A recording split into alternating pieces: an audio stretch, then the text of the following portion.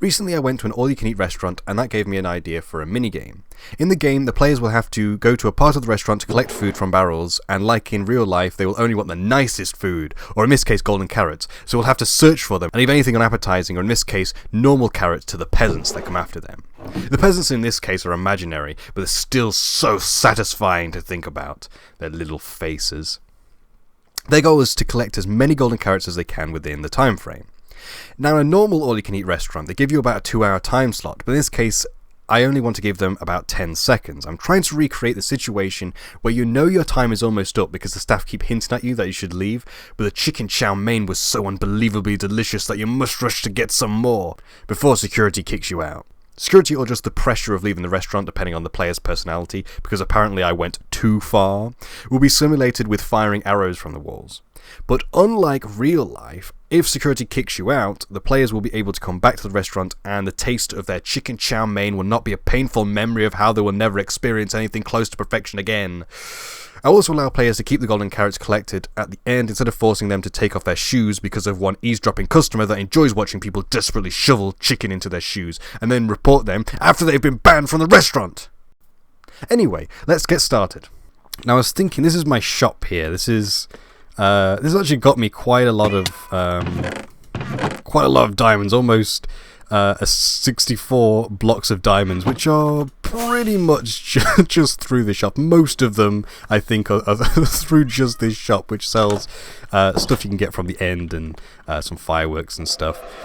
Yeah, it hasn't been stocked in a while, but when it does, it makes me a lot of money. And I got my cat here, Lily, who makes sure that nobody's stealing anything. You good girl.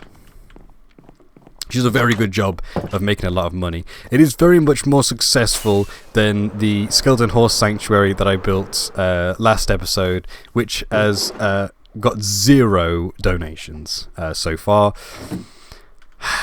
People just don't care. It's also got. I don't think anybody's bought the milk buckets. They haven't really been getting fed, but I don't think anyone's really interested in feeding them either.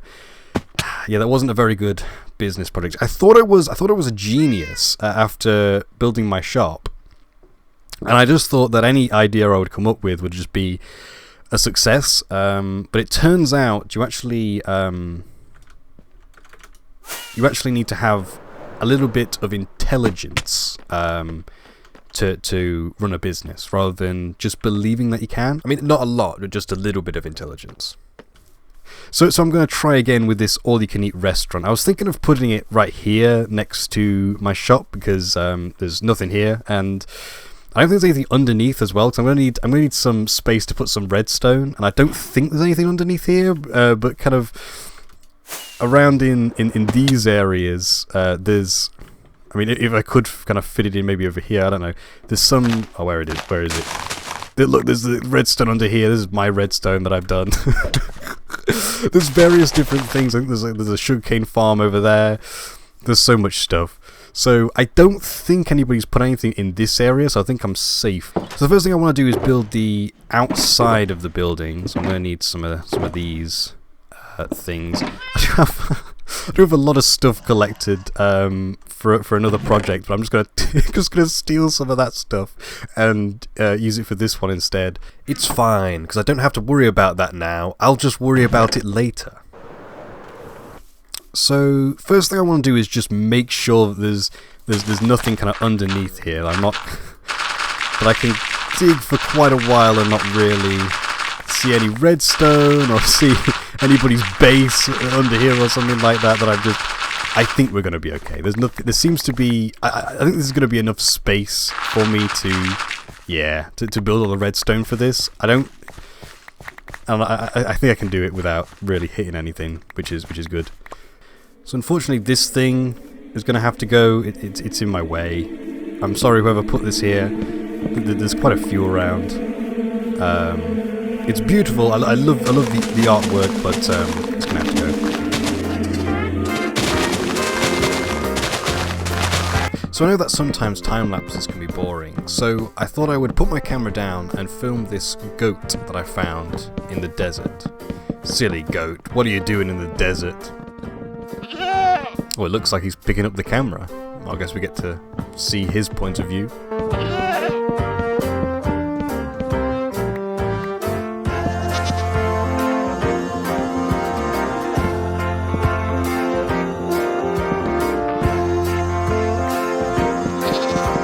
So this is the basic shell of the building. I'm going to add a little bit more detail to the outside, and a few more things to the inside. I've added these are the holes where the dispensers are going to go, and then there's a little bit back here which I hope is going to be enough room to add the redstone for them. I've tried to make it quite annoying. If you want to get over there, you can't jump over here. You have to run round, or go around here to get over here. Maybe I'll change the distribution of golden carrots so there's less over here and more over there. So if you want to spend the time running over here to get to these ones, maybe that will be worth it. But I think because I've done that, I can start doing the redstone underneath. That's going to refill all these barrels and will allow the game to start.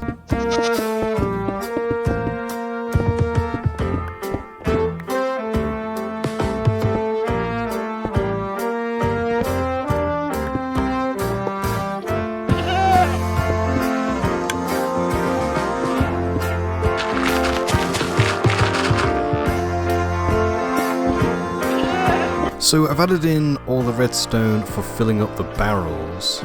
So what happens is the golden carrots and normal carrots get put inside of these chests here, and then that puts them inside of these droppers that shoot up and put the items inside of the barrels. So what I can do now is by putting items inside of this hopper, it slowly takes them out. So I can control how many items get put into the barrels at the start. So I'm thinking, 27 is the number of items that you can put inside of a barrel.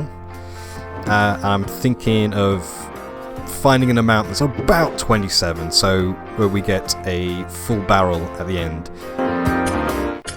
But why would there be a goat in a desert? Has it got lost or something? Come on, goat, I'll take you home. And also, apparently, Replay Mod doesn't show leads, so this looks a bit weird, but just imagine that there's a lead there. You'll be fine.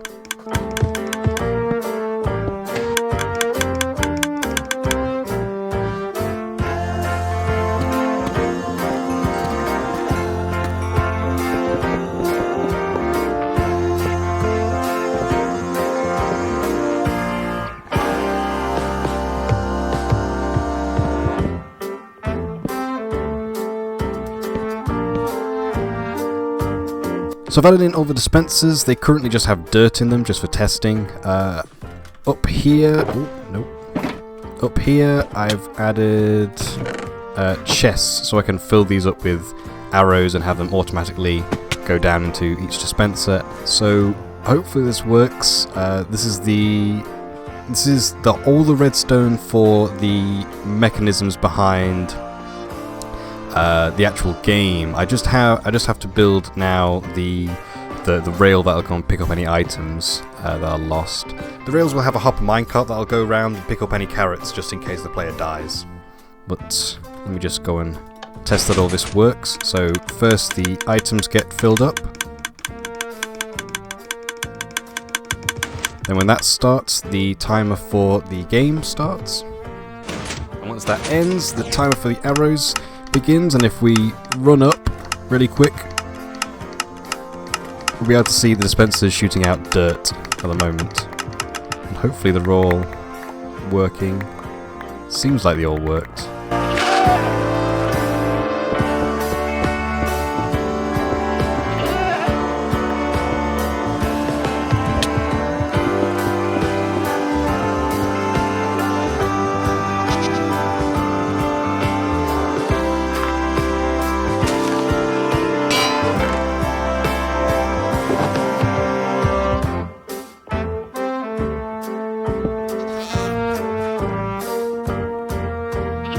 So I finished with the minecart hopper collection system. So the minecart hopper gets activated through this line here if this timer has finished, so that means that the arrows have stopped firing. It will then go through here, if it then comes back, and then if it has items in it, this will get moved across, and it'll only be sent off again once all items are removed from it, so there's no more items going through this hopper.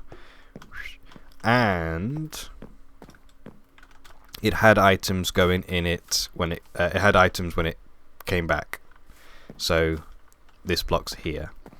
So this system means it'll go off, it'll collect items, come back, and it'll keep going until it does a run where it hasn't collected any items.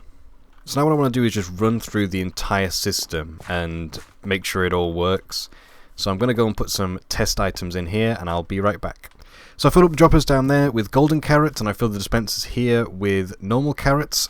And I've also put over in this corner 14 stone, so we should see everything work correctly if I push this button. So first the items will be loaded into the barrels, and they have been. I've only used one item just to test for now. Then there's the countdown, and then all of the carrots get flung out. Then, there we go, after the dispensers, I can hear the minecart with a hopper, and it's got the stone. So then, if we head down here, should see it come back. There we go. I'll put all the items in the chest, and then because it came back and had items in it, it will go again. There we go. So it shouldn't find any more items and should just come back here and stop. There we go. That seemed like everything worked. So I want each golden carrot and each normal carrot to have a unique name, so they don't stack together and makes it more difficult for the player to collect them. So they can't just, if it was like stone in here, they could just double click and it would just get them all in one place. So this is part of the solution that I came up with: write some code. There is also in Minecraft I need to build a little redstone machine that will help with this as well. Pretty much what this code does is it moves my mouse for me and presses my keyboard for me, so I don't have to rename any carrots. I can just leave it. I can even walk out of the room. And then the machine, I'll show it off in a second. It ensures that I don't run out of anvils, and that I can very easily dispose of the carrots and stuff like that. I wanted to show this off, and even if you have never programmed before or don't know much about programming, I wanted to show off a little bit of what I've done to hopefully make a little bit more sense and kind of show that it's not that scary. You kind of, when you're programming, you build something that sounds like speech if you read it out. For example, get from anvil. Well, that's pretty much a sentence. So if I want to get something from an anvil, I just say get from anvil, which is something that I've added this name here. This is a function. This is what this is called. And then this is the code inside the function. So every time I say get from anvil, it will do these things. So the first thing is it maybe looks a little bit confusing, but again, it's like a sentence. It sets the mouse position. It doesn't say position. Maybe this part could be more descriptive and say mouse set position. But anyway, it moves the mouse to the from anvil pos, which is the position inside of the anvil where you take items from it. This here is maybe a little bit confusing. Sleep break. Maybe a better word would have been wait, but in what I'm using it's called sleep, which pretty much just stops the program for an amount of time. In this case, break is 0.5 seconds, so half of a second. And that's so Minecraft can kind of catch up and realize what's happening. Because if you just move the mouse and then click it, it will do it quite quickly. Sometimes Minecraft doesn't realize that that's what's happened yet, so it kind of moves on to the next instruction or does things kind of out of order. And yeah, this just makes sure that it understands, that Minecraft understands that the mouse has moved, and then it can then mouse.click left mouse button, which, like I say, it's not entirely a sentence, but it kind of, you can see what it's trying to do. With the mouse, click it, and what button do I want to click? I want to click the left mouse button. And then what there is a load of these functions, like put in anvil, put in inventory. And then down here, what happens is I call the functions, or just tell. So the code's kind of stored up there, and I say, and now run the code. So it goes to the hotbar, what I've called the hotbar caret point, which is in hotbar slot 1. And then clicks the mouse, puts it in anvil, put it in inventory, and this just makes it very easy for me to now write code, because it kind of works as, it's kind of now a set of instructions. Like, I could read this and do this instead of, if I was to do it instead of the computer doing it, I would go to the hotbar caret point, so go to hotbar slot 1, that's it in this case, click the mouse with the left mouse button, put the item in the anvil, put the item in my inventory, remove all text from it. So put the item in inventory, that's, put one item in the anvil, then put the rest in your inventory. And then remove all the text from it. That maybe looks a little bit complicated. That's, type in, to rename the items, it increments a number, and this just pretty much says, convert the number from normal numbers into binary numbers. And then type that in, so pressing 0 and 1, because I thought it looked nicer than having, let's call them normal numbers for now. Then get it from the anvil, throw it, and what I've got here is something called a while loop, and what that does is it will run all this code in here over and over again. So it will go to hotbar, click the mouse, blah, blah, blah, blah, do all that, throw it, and then do our wait here, and then go back up to the top and go to hotbar again. So it does over and over again, so I can continuously just rename carets. And I've set it here until I press the letter S. So I actually press letter S on my keyboard. It's not doing that for me. And that's when the program will stop. If you're interested, though, I used Pine. Is it Pine Put? Is that how you're supposed to say it? I assume to press the mouse and the keyboard. And I used the keyboard library to detect a keyboard input. I will just say something about the PyInput mouse. So this is the code that I wrote this for the PyInput mouse, because there was something I didn't quite like about it. So this is the way that you change where your mouse cursor is on the screen. And that means that your code has to access an internal variable within PyInput's mouse code. And I'll explain why that's a bad idea right now. So, in object-oriented programming, or OOP, each object, in this case the mouse, is responsible for all that it can do. That sounds a bit confusing, I can't really put it another way. I'll try and give an example to better explain what I'm talking about. In this situation, there's a scientist and a robot. The scientist designed the robot and now wants to manufacture them to give to other people.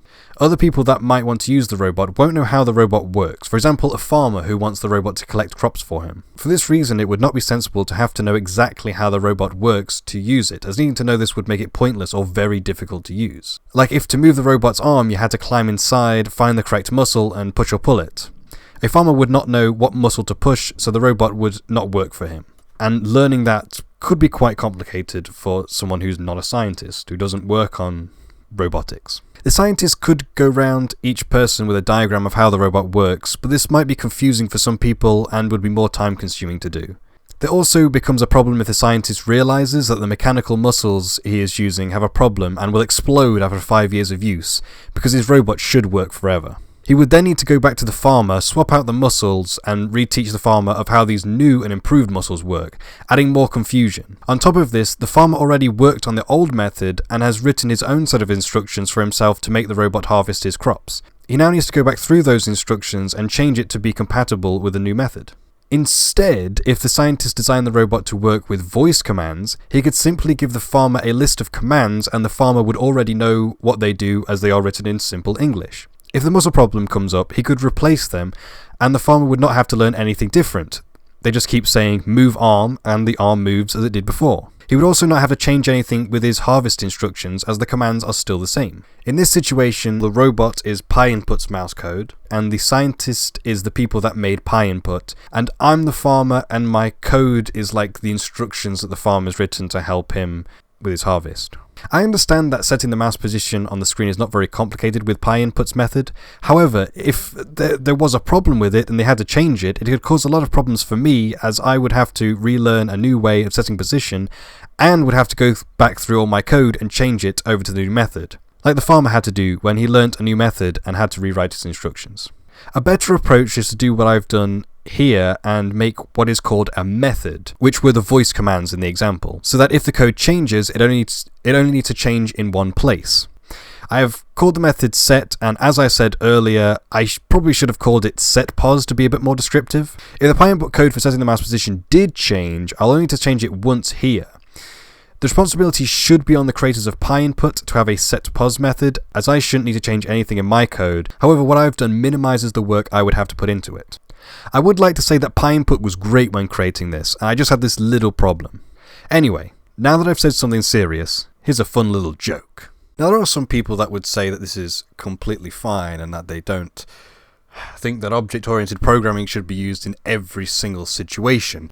These people, instead of saying, I have a chicken, I'm going to go and cook the chicken, and now I'm going to eat the chicken, they would say, I have myself, I'm going to cook myself, and then I'm going to eat myself. Do you want to be in a world where you have to eat yourself? I think not. You are not a chicken. You are not an oven. You do not eat yourself. You eat chicken because it's delicious. So this is the machine that I made. So in this chest here, you have all the golden carrots you want to rename. What you do is you put some golden carrots in your inventory, and once you throw one in here, it'll give you another one. And then pretty much what you need to do is you need to fill up your inventory with another block, so that if the anvil breaks, it drops the item on the floor, which will then go, oh, I forgot I was in creative mode. It drops the item on the floor rather than put it in your inventory, which means it will go into this system here and then can activate this dropper here and give you another carrot.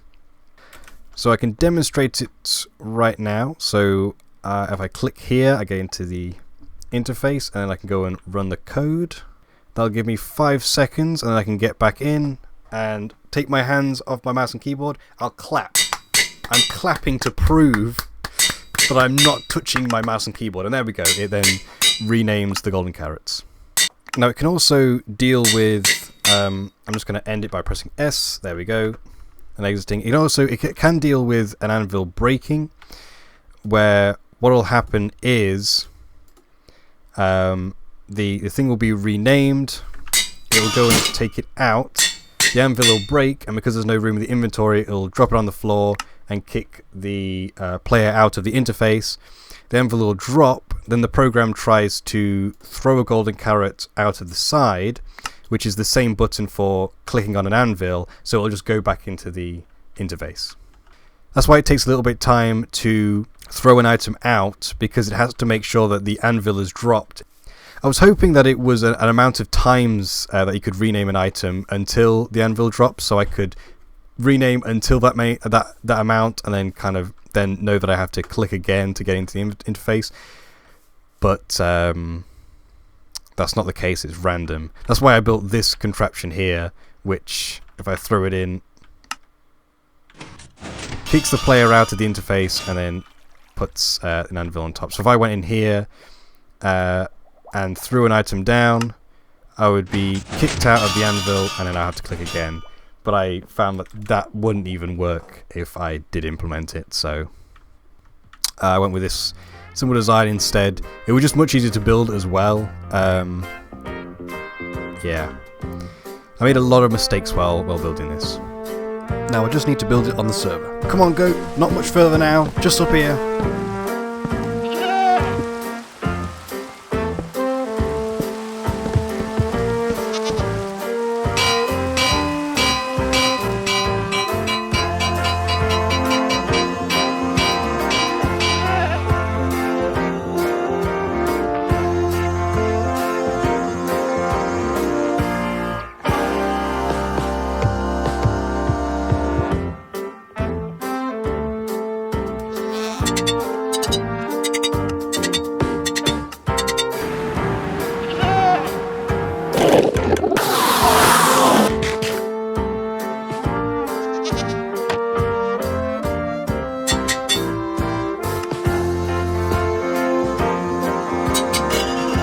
There you go, goat! I've taken you home!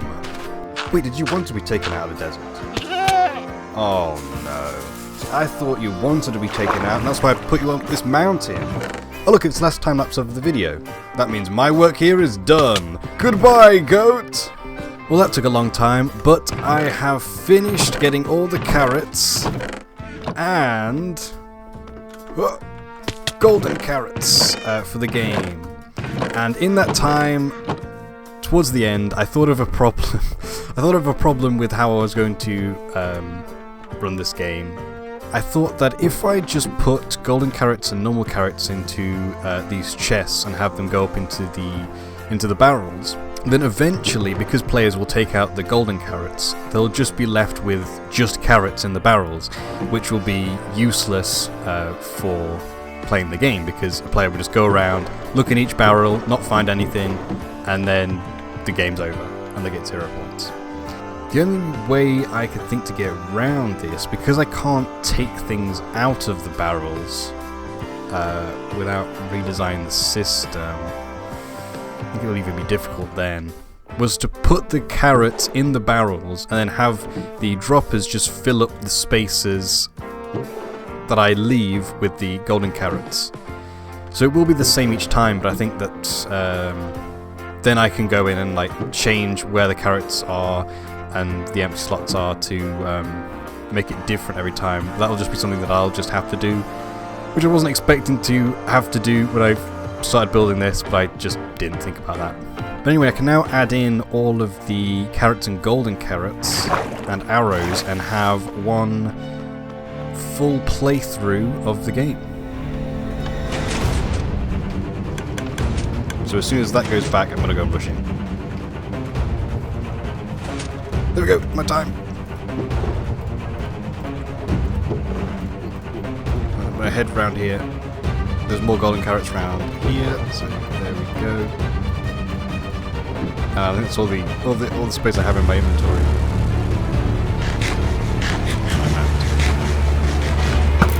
There we go. Ooh. So I got 1, 2, 3, 4, 5, 6, 7, 8, 9, 10, 11, 12, 13, 14. That's pretty good, I think. Maybe. I think I could have got quite a bit more. Maybe I should lessen that time. I don't know. That seemed a bit too long. I don't know if I got too many. So I've just played through the game a few more times. Yeah, almost died that time. Just to try and get the amounts right, because it wasn't quite. I think it wasn't quite entertaining enough for me. And I think I might have maybe got some amounts that really work, and I'll show them off here. There's a higher amount of time that the arrows go for, and I think that means that it's now beneficial to stay while the arrows are firing to try and get some more, try and get as many carrots as you can while taking damage and risking that rather than just having to run out as soon as the arrows start to fire. So if I just show it now. There we go. Now I'm going to try and run to the back here, and then I'm going to, so I can get quite a few out of these barrels.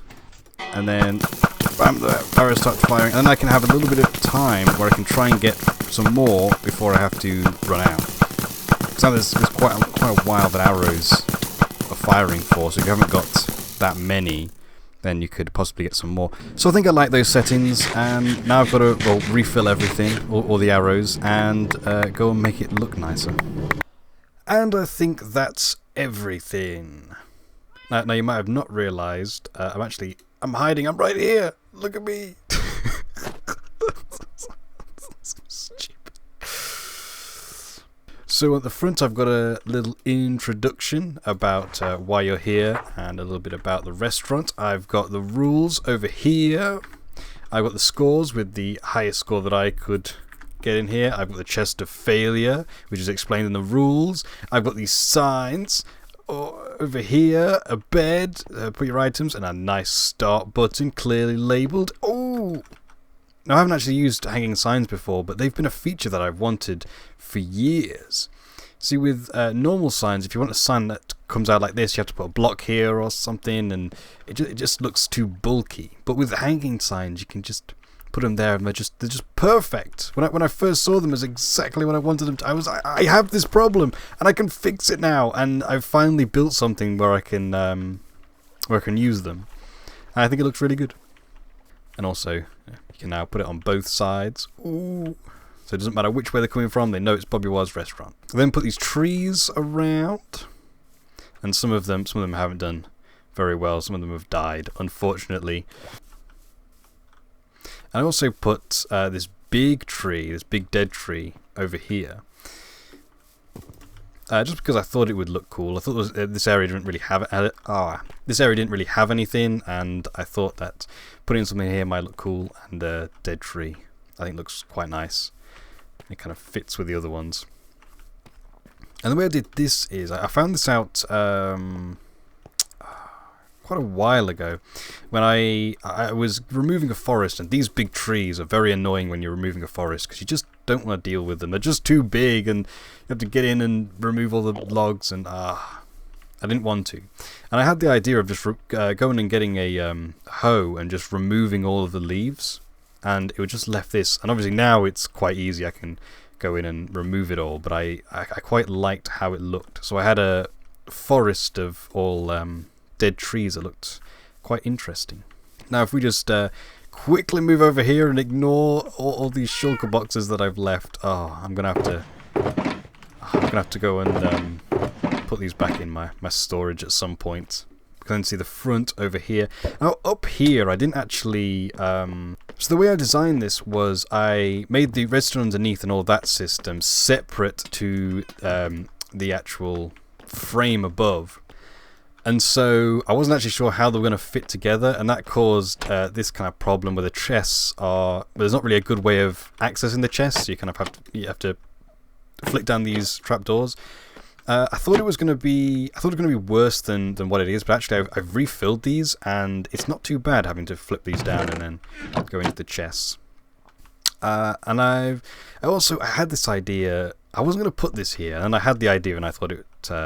I thought it would look quite nice, so I've put a me here. This is me, and so people can come up and they go, oh, it's Bobby War. It's definitely him. This is how he normally acts.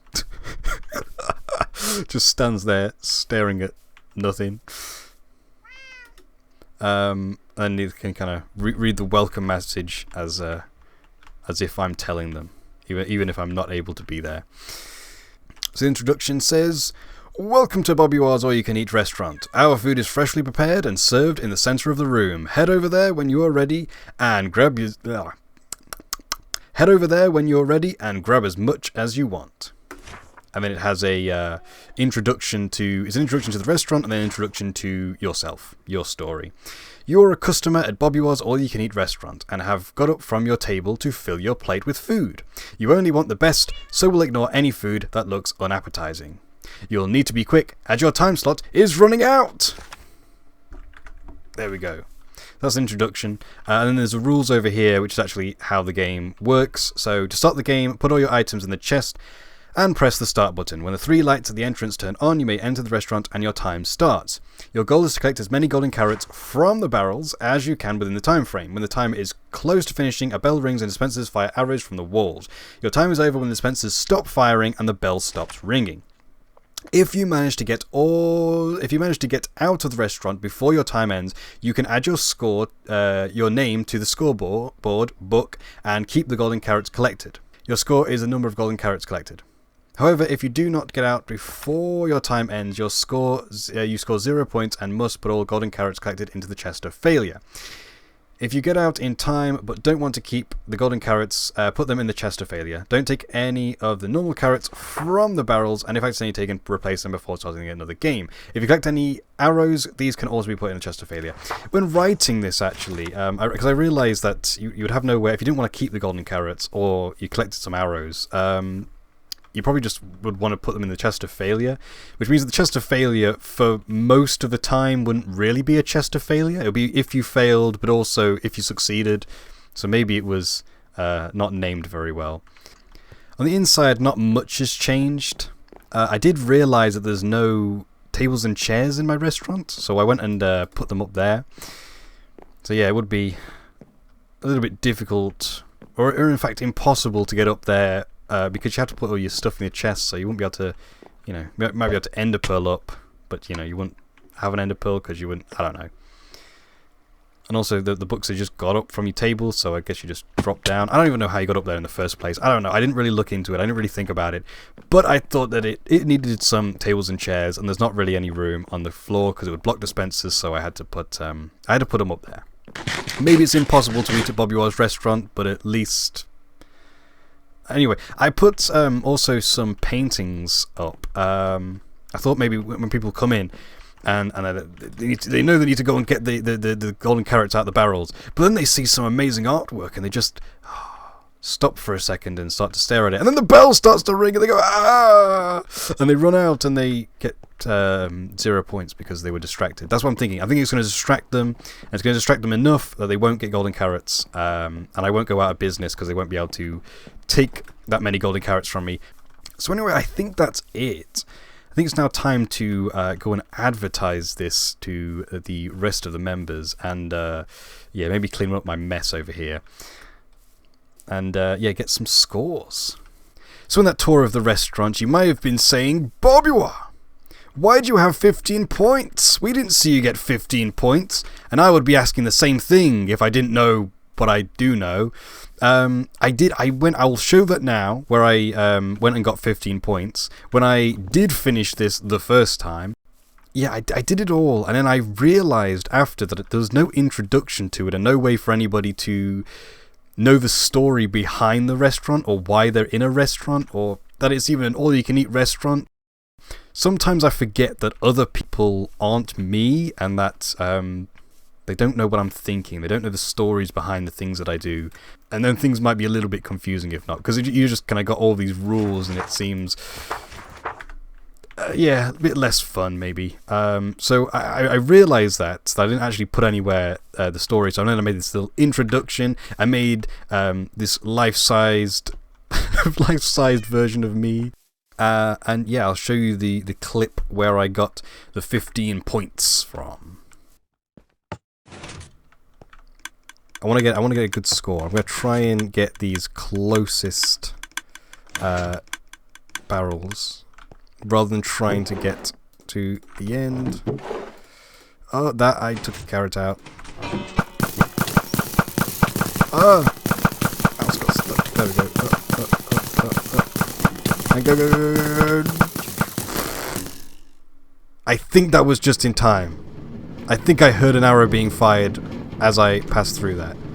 So I've just logged back in. I've just gone back on the footage, and it seems like I'm not quite sure. I'm not sure if the dispensers has stopped.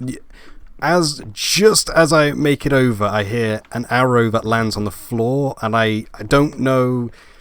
I don't know if it was really, but I'm gonna say 15. I'm gonna say yes. That was within time because an arrow hadn't hit the floor yet. That's Bobby War 15. There we go. But anyway, as the museum is done, that is the end of this episode, and goodbye. I've just finished editing this, and I'm not sure why I called it a museum either.